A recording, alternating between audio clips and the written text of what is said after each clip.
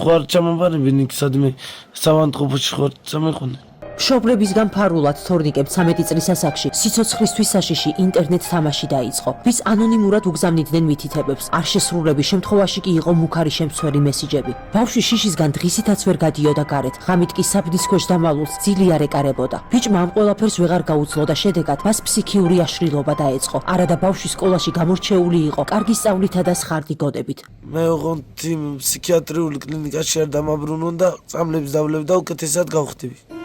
სწორედ იმ პერიოდში თორნიკე თავის თანასოფრელ გოგონაზე უიმედოდ იყო შეყვარებული. ახლა კი ფონდის კორესპონდენტს გამოუწყდა, რომ ის გოგონა ახლაც უყვარს და ეს ყვავილები მის თავს ახსენებს. მერთო, როგორი ჯოჯოხეთი გაიარა ბავშვმა, მაგრამ მისი გული მაინც სიყვარულით არის სავსე. შეხედეთ, როგორი ცხარეცრემლებით წირის თორნიკეს მამა. განიცდის, რომ უფლობის გამო შვილს ვერ მკურნალობს. საბრალო კაცი თავადაც სიცოცხლისთვის იბრძვის. ერთდროს შეძრებული ოჯახი თავად ეხმარებოდა გაჭირვებულ ხალხს. ახლა კი მათი დამხმარე არავინაა. ატონეზე დარებში ცხოვრებაში ამას თუ წარმოვიდგენ საბრალო მამაშვილი ასე ხელჩაკიდებული გზას გაუდგნენ. ვინ იცის სადამდე მიიყვანთ მათ ეს გზა? ღვთისმიერო ადამიანებო, ამ კეთილი მამაშვილის გადარჩენა მხოლოდ თქვენ შეგიძლიათ. არ გაწიროთ ისინი. უფალი არასდროს დაგივიწყებთ ამ სიკეთეს.